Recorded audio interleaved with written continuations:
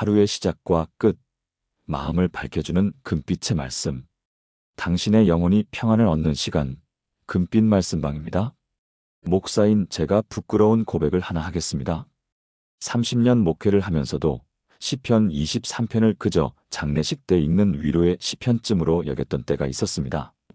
여호와는 나의 목자시니 내게 부족함이 없으리로다라는 고백이 얼마나 형식적이었는지 모릅니다. 그저 아름다운 문장이라고만 생각했지 그것이 살아있는 능력의 말씀인 줄은 몰랐습니다. 그런데 5년 전 제 삶이 완전히 무너지는 일이 있었습니다. 교회는 분열 직전이었고 건강은 악화되었으며 경제적으로도 막다른 골목에 몰렸습니다. 아침마다 눈을 뜨는 것이 두려웠습니다. 기도도 막히고 말씀도 마음에 닿지 않았습니다. 목사인데 믿음이 흔들리는 자신이 너무 부끄러웠습니다. 그때 한 권사님이 제게 조용히 다가와 말씀하셨습니다. 65세 박순자 권사님이셨는데 몇 년 전 남편을 잃고 극심한 우울증을 겪으셨던 분입니다. 목사님, 매일 아침 시편 23편을 소리내어 기도해 보세요. 저는 그렇게 해서 살아났습니다. 처음엔 반신반의했습니다. 그저 짧은 시편 한 편으로 무엇이 달라지겠냐는 생각이었습니다. 하지만 절박했던 저는 그날부터 매일 새벽 5시 시편 23편을 붙들고 기도하기 시작했습니다. 단순히 읽는 것이 아니라 한 구절 한 구절을 제 상황에 대입하며 고백하고 선포했습니다. 그리고 3개월 후 제 삶에 놀라운 일들이 일어나기 시작했습니다. 교회의 분열 위기가 해결되고 건강이 회복되기 시작했으며 막혔던 경제적 문제의 돌파구가 열렸습니다. 무엇보다 놀라웠던 것은 제 마음이 변했다는 것입니다. 두려움이 평안으로, 절망이 소망으로, 의심이 확신으로 바뀌어갔습니다. 저는 그제야 깨달았습니다.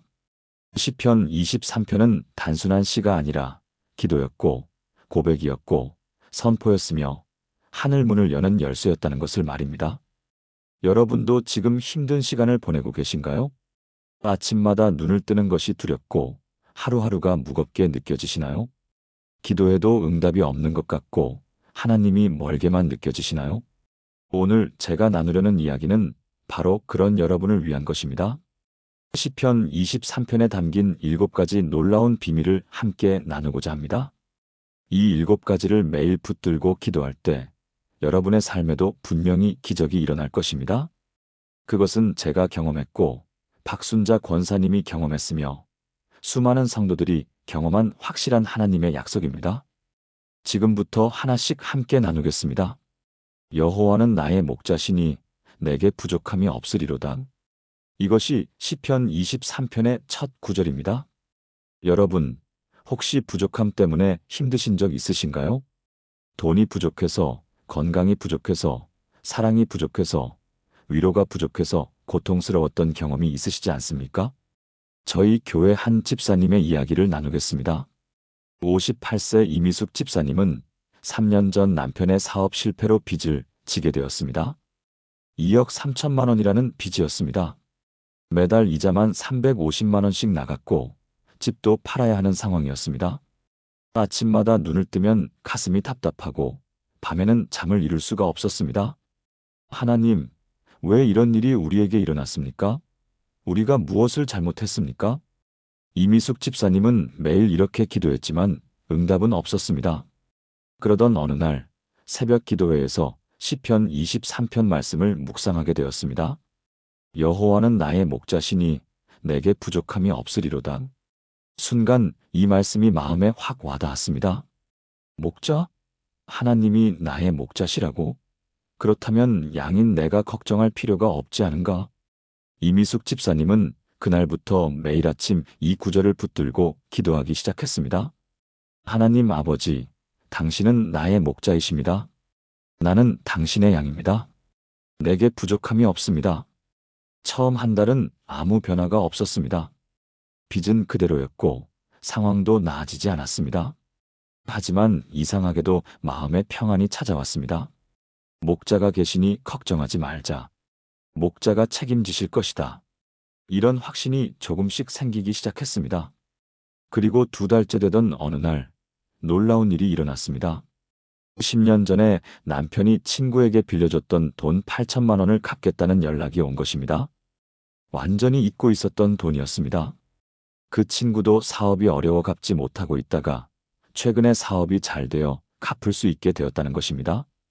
이미숙 집사님은 그 돈으로 급한 빚부터 갚기 시작했습니다. 그리고 3개월째 또 놀라운 일이 일어났습니다. 남편이 다니던 회사에서 명예퇴직 보상금으로 1억 2천만 원을 받게 된 것입니다. 원래는 퇴직금 5천만 원이었는데 회사 사정이 좋아져 특별 보상금이 더해진 것입니다. 이미숙 집사님 부부는 그 돈으로 나머지 빚을 모두 갚았습니다.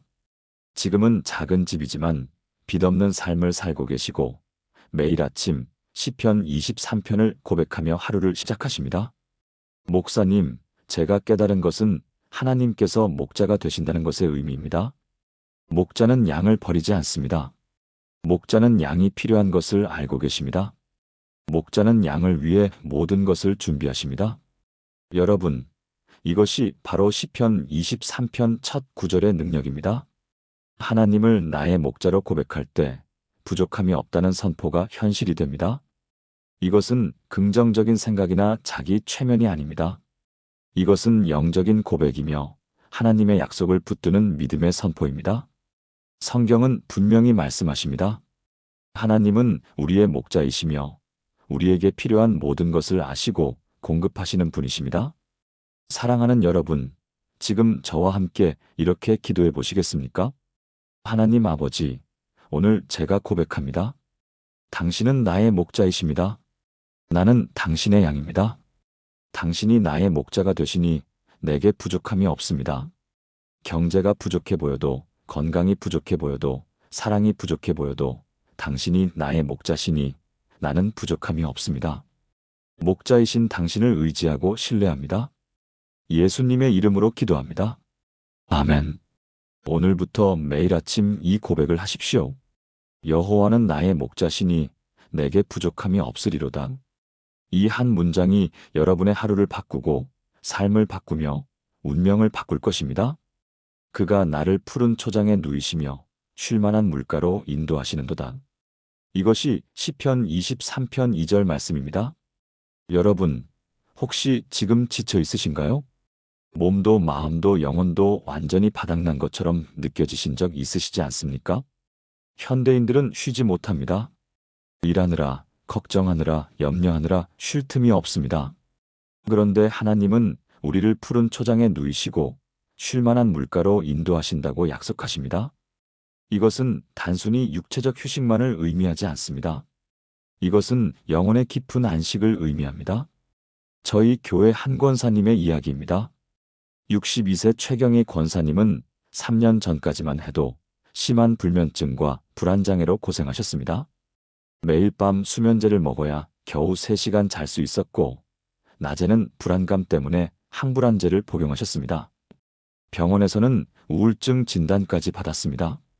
최 권사님에게는 3자녀가 있었는데 큰아들은 사업 실패로 빚을 지고 있었고 둘째 딸은 이혼 후 혼자 아이를 키우고 있었으며 막내 아들은 취업이 안 되어 방에만 틀어박혀 있었습니다.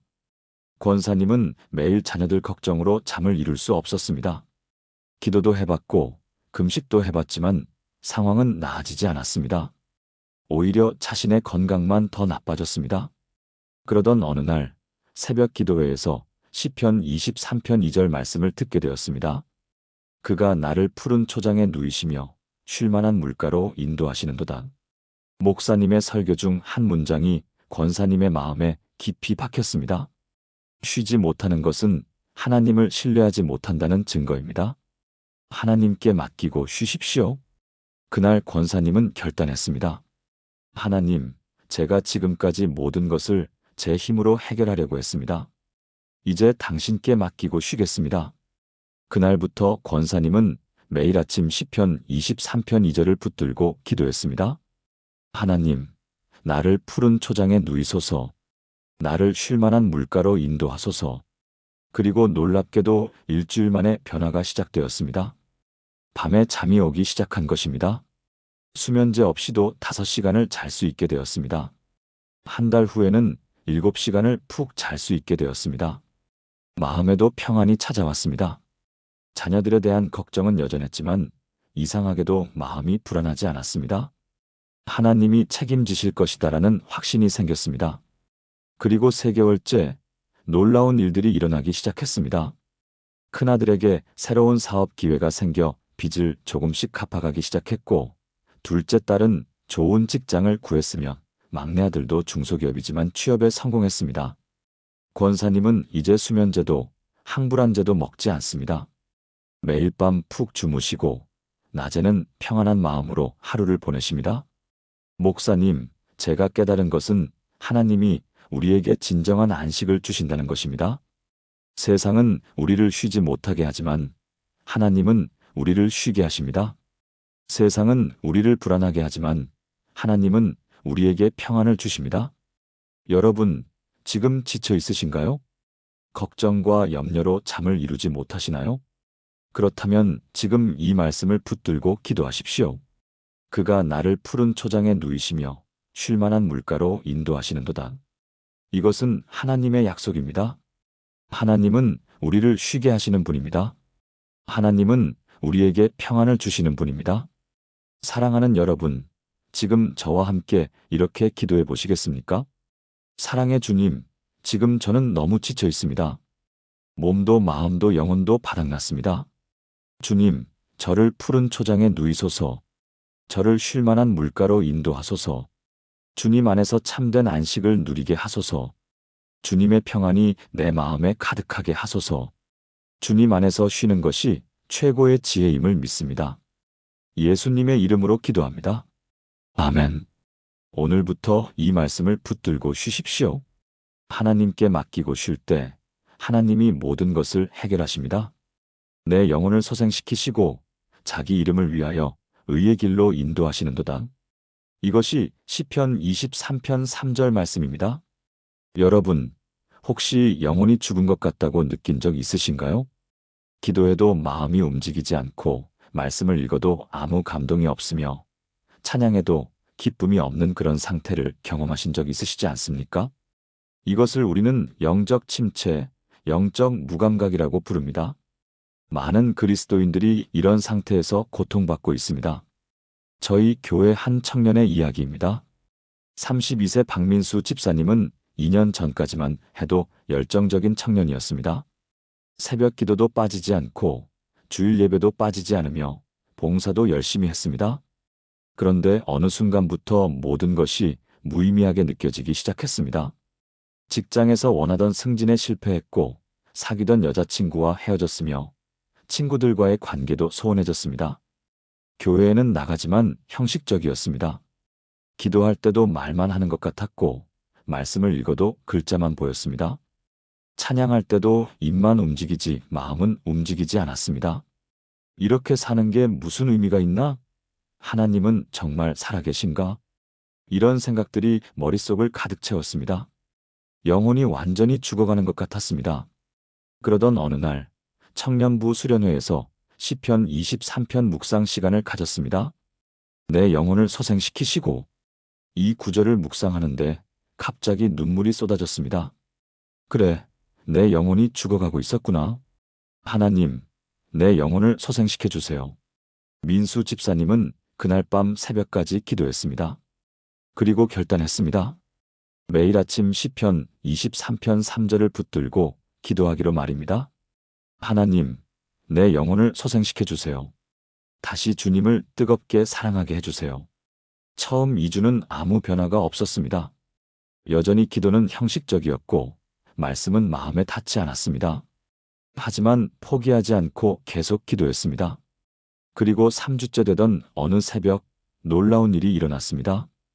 기도하는데 갑자기 하나님의 사랑이 느껴지기 시작한 것입니다. 말로 표현할 수 없는 따뜻함이 가슴을 채웠습니다. 눈물이 쏟아졌고 감사가 넘쳤으며 찬양이 터져나왔습니다. 하나님이 나를 사랑하고 계시구나. 하나님이 나를 버리지 않으셨구나. 그날 이후 민수 집사님의 신앙생활이 완전히 달라졌습니다. 기도할 때 하나님과 대화하는 것처럼 느껴졌고 말씀을 읽을 때 하나님의 음성이 들렸으며 찬양할 때 진심으로 하나님을 경배할 수 있었습니다. 지금은 청년부에서 가장 열정적으로 섬기는 리더가 되었고, 직장에서도 인정받아 팀장으로 승진했으며 좋은 자매를 만나 결혼을 앞두고 있습니다. 목사님, 제가 깨달은 것은 하나님만이 우리 영혼을 살리실 수 있다는 것입니다. 세상의 어떤 것도 우리 영혼을 만족시킬 수 없습니다. 오직 하나님만이 우리 영혼에 생명을 불어넣으실 수 있습니다. 여러분, 지금 영혼이 메말라 있으신가요? 기도해도 말씀 읽어도 찬양해도 아무 감동이 없으신가요? 그렇다면 지금 이 말씀을 붙들고 기도하십시오. 내 영혼을 소생시키시고, 이것은 하나님의 약속입니다. 하나님은 죽어가는 우리 영혼을 다시 살리시는 분입니다. 하나님은 메마른 우리 영혼에 생수를 부어주시는 분입니다. 사랑하는 여러분, 지금 저와 함께 이렇게 기도해 보시겠습니까? 전능하신 하나님, 제 영혼이 지금 메말라 있습니다.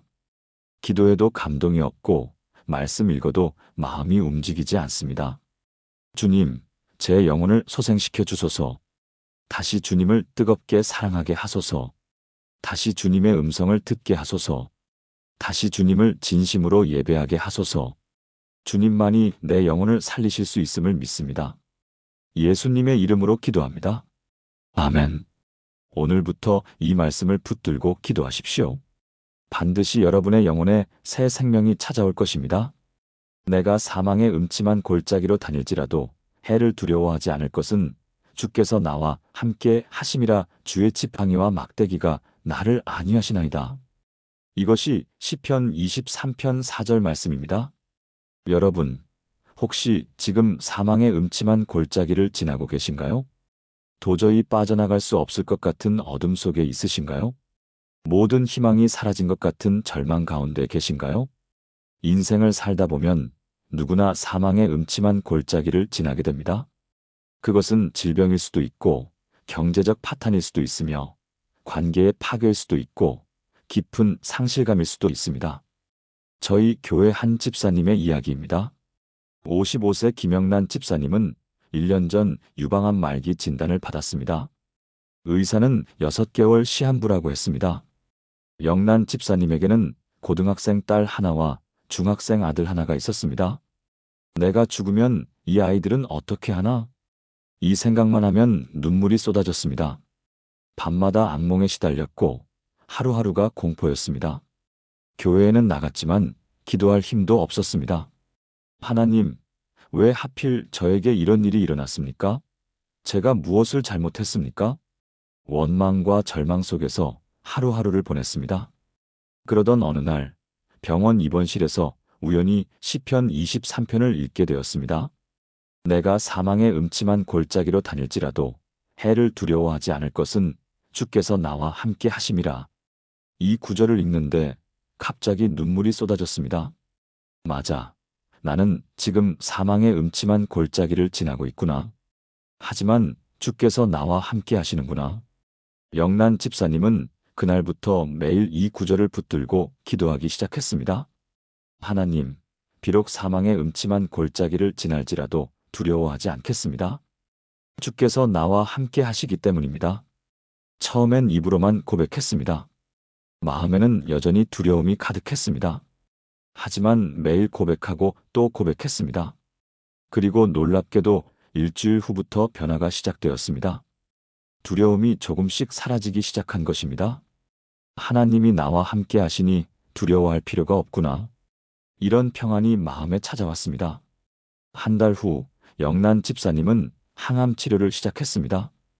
고통스러웠지만 시편 23편 4절을 붙들고 견뎠습니다. 주의 지팡이와 막대기가 나를 안위하시나이다. 매일 이 말씀을 고백하며 치료를 받았습니다. 그리고 3개월 후 기적이 일어났습니다. 암세포가 70% 감소한 것입니다. 의사도 놀랐습니다. 이런 경우는 거의 없습니다. 정말 기적입니다. 6개월 후에는 암세포가 완전히 사라졌습니다.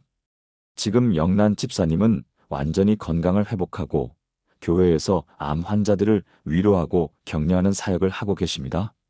목사님, 제가 깨달은 것은 하나님이 우리와 함께 하신다는 것입니다. 사망의 음침한 골짜기에서도, 가장 어두운 순간에도 하나님은 우리와 함께 하십니다.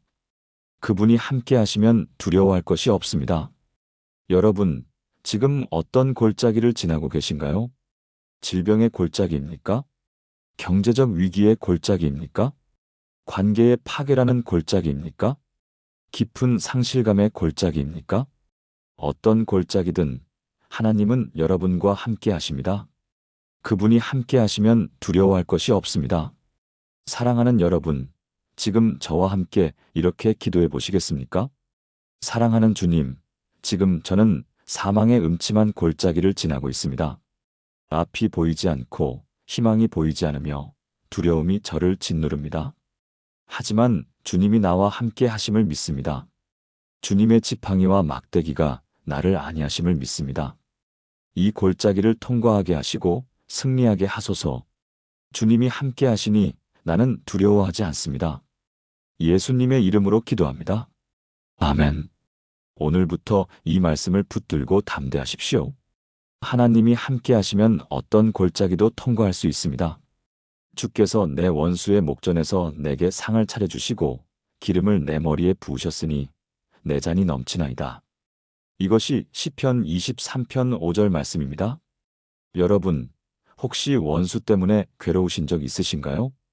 나를 미워하는 사람, 나를 해치려는 사람, 나를 비방하는 사람 때문에 힘드신 적 있으시지 않습니까?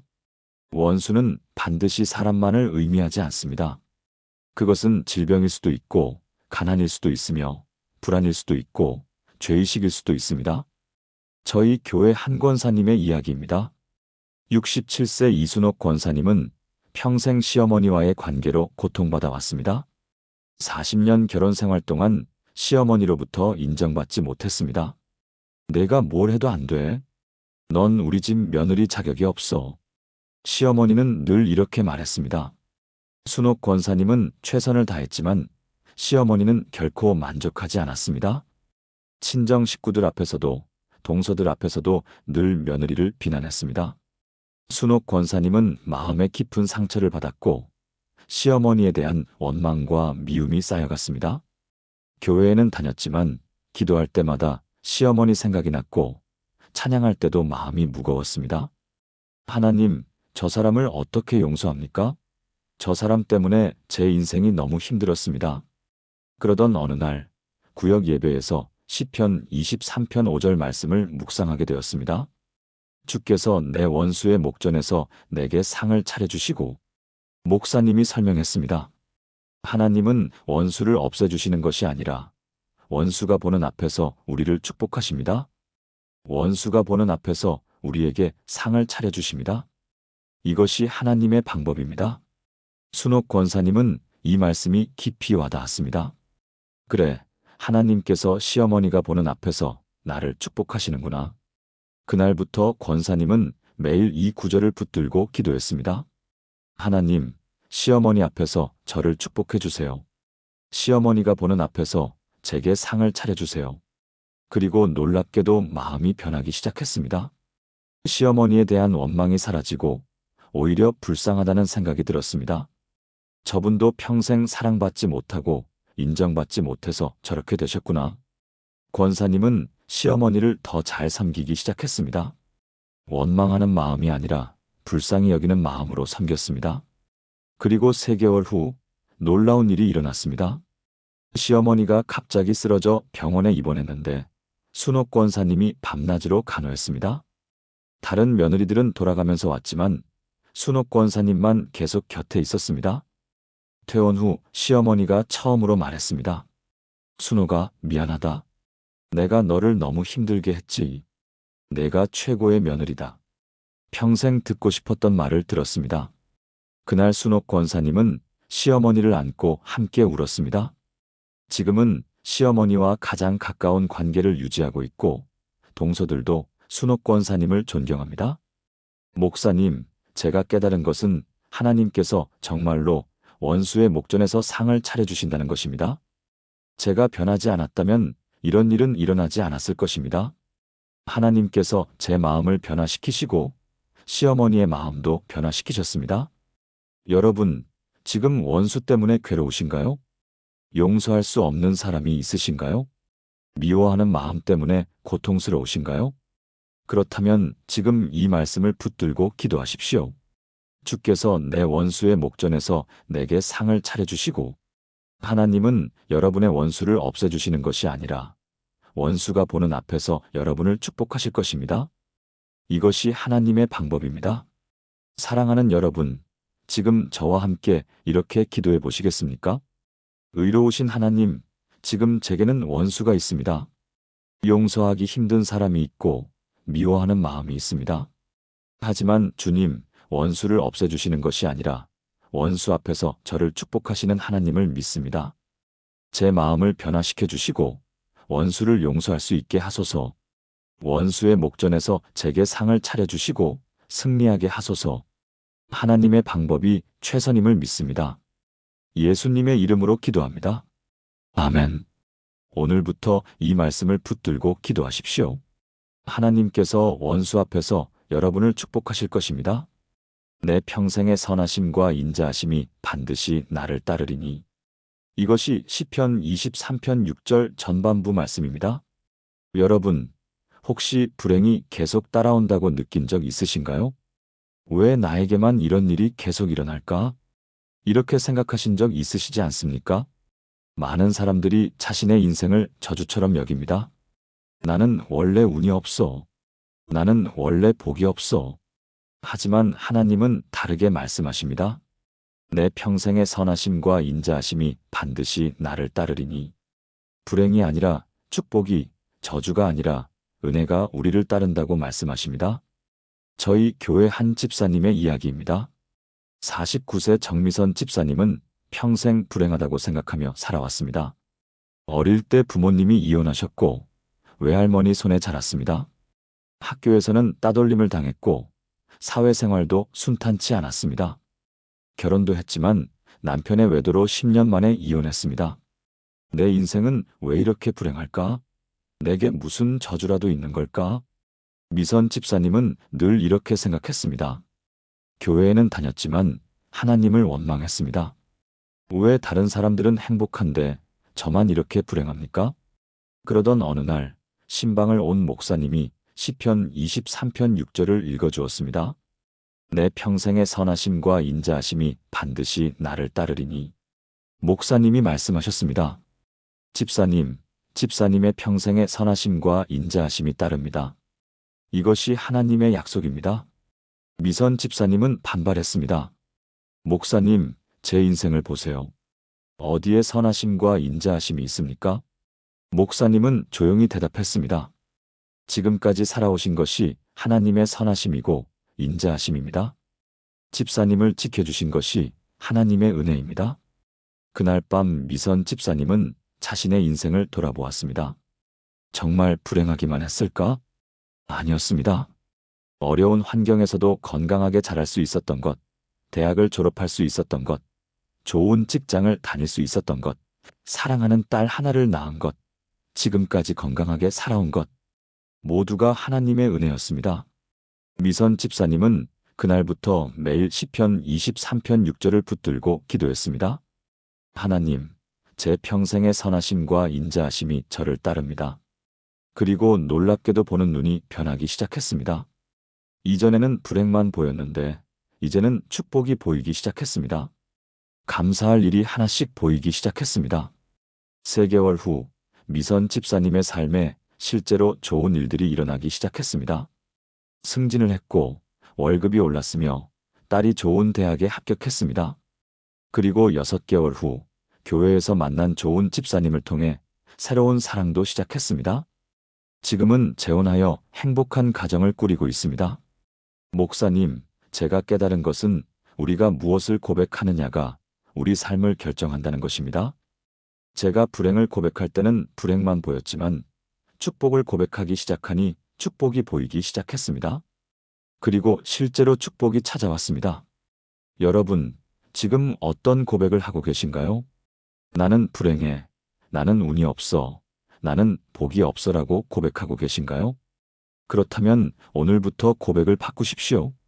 내 평생의 선하심과 인자하심이 반드시 나를 따르리니. 이것을 매일 고백하십시오. 이것은 단순한 긍정적 사고가 아닙니다. 이것은 하나님의 약속을 붙드는 믿음의 고백입니다. 사랑하는 여러분, 지금 저와 함께 이렇게 기도해 보시겠습니까? 선하신 하나님, 오늘 제가 고백합니다.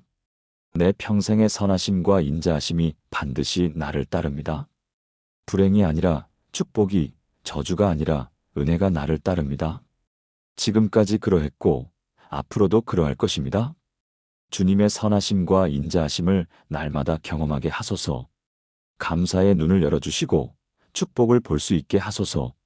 주님의 약속을 굳게 믿습니다. 예수님의 이름으로 기도합니다. 아멘. 오늘부터 이 말씀을 매일 고백하십시오. 여러분의 평생의 선하심과 인자하심이 따를 것입니다. 내가 여호와의 집에 영원히 살리로다. 이것이 시편 23편 6절 후반부이자 마지막 말씀입니다. 여러분, 진정한 집이 어디인지 아십니까? 우리가 사는 건물이 집입니까? 아닙니다. 진정한 집은 여호와의 집입니다. 하나님이 계신 곳이 우리의 영원한 집입니다. 저희 교회 한 장로님의 이야기입니다. 72세 최강수 장로님은 평생 성공한 사업가로 살아왔습니다. 큰 회사를 경영했고 많은 재산을 모았으며 사회적으로도 존경받았습니다. 하지만 65세에 은퇴하고 나니 허무함이 밀려왔습니다. 내가 평생 무엇을 위해 살았나? 이 많은 재산이 무슨 의미가 있나? 자녀들은 자신의 삶이 바빠 찾아오지 않았고 친구들도 하나씩 세상을 떠났습니다. 큰 집에 혼자 있으니 외로움이 밀려왔습니다. 나는 집이 없구나. 진정한 집이 없구나. 이런 생각이 들었습니다. 그러던 어느 날 장로님은 새벽 기도회에 나가기 시작했습니다. 그리고 시편 23편 6절 말씀을 듣게 되었습니다. 내가 여호와의 집에 영원히 살리로다. 이 말씀이 깊이 와닿았습니다. 그래, 내 진정한 집은 여호와의 집이구나. 내가 영원히 거할 곳은 하나님이 계신 곳이구나. 광수 장로님은 그날부터 매일 이 구절을 붙들고 기도했습니다. 하나님, 저를 주님의 집에 거하게 하소서. 영원히 주님과 함께 살게 하소서. 그리고 결단했습니다. 남은 인생을 하나님을 위해 살기로 말입니다. 장로님은 재산의 절반을 교회와 선교단체에 헌금했습니다. 그리고 매일 교회에 나와 청소하고 기도하고 새 신자들을 신방했습니다. 아프리카 선교지를 방문하여 우물을 파주고 학교를 지어주었습니다. 자녀들이 걱정했습니다. 아버지, 그렇게 다 주시면 어떻게 하세요? 장로님은 웃으며 대답했습니다. 괜찮다. 나는 이미 영원한 집을 얻었으니까. 여호와의 집이 내 집이니까. 놀랍게도 장로님의 얼굴에 기쁨이 넘쳤습니다. 이전에는 우울하고 무기력했는데 이제는 매일 기쁘고 감사했습니다. 건강도 좋아졌고 자녀들과의 관계도 회복되었습니다. 무엇보다 마음의 평안과 만족이 가득했습니다. 지금 광수 장로님은 77세인데 여전히 열정적으로 하나님을 섬기고 있습니다. 목사님, 제가 깨달은 것은 우리의 진정한 집은 이 땅이 아니라 하나님이 계신 곳이라는 것입니다. 돈도 명예도 재산도 우리를 만족시킬 수 없습니다. 오직 하나님만이 우리의 참된 안식처이십니다. 여러분, 지금 어디에 거하고 계신가요? 세상에 거하고 계신가요? 돈에 거하고 계신가요? 명예에 거하고 계신가요? 쾌락에 거하고 계신가요? 그것들은 결코 여러분을 만족시킬 수 없습니다. 진정한 만족은 오직 하나님 안에 있습니다. 내가 여호와의 집에 영원히 살리로다. 이것을 오늘 고백하십시오. 이것이 우리의 최종 목적지이며 영원한 안식처입니다. 사랑하는 여러분, 지금 저와 함께 이렇게 기도해 보시겠습니까? 영원하신 하나님, 오늘 제가 고백합니다. 제가 여호와의 집에 영원히 살겠습니다. 이 땅의 것들은 잠시 머물 곳이지만 주님의 집은 영원한 거처입니다. 주님 안에서 참된 만족을 누리게 하소서. 주님 안에서 영원한 안식을 누리게 하소서. 이 땅에서도 주님의 집에 거하며 천국에서도 영원히 주님과 함께 살게 하소서. 여호와의 집이 나의 영원한 집임을 믿습니다. 예수님의 이름으로 기도합니다. 아멘. 오늘부터 이 말씀을 붙들고 사십시오. 여러분의 진정한 집은 여호와의 집입니다. 지금까지 나눈 시편 23편의 7가지 말씀을 하나의 기도로 드리겠습니다. 사랑하는 성도 여러분, 함께 기도하시겠습니까? 전능하시고 선하신 하나님 아버지, 오늘 이 시간 주신 시편 23편의 놀라운 약속들을 감사드립니다. 목자 되심을 고백하게 하시고 푸른 초장과 쉴만한 물가로 인도하시며 영혼을 소생시키시고 사망의 음침한 골짜기에서도 함께 하시며 원수 앞에서 상을 차려주시고 선하심과 인자하심으로 따르게 하시며 영원한 집을 허락하신 주님을 찬양합니다. 저는 고백합니다. 여호와는 나의 목자이시니 내게 부족함이 없습니다. 주께서 나를 푸른 초장에 누이시고 쉴만한 물가로 인도하십니다. 주께서 내 영혼을 소생시키시고 의의 길로 인도하십니다. 내가 사망의 음침한 골짜기로 다닐지라도 해를 두려워하지 않을 것은 주께서 나와 함께 하시기 때문입니다.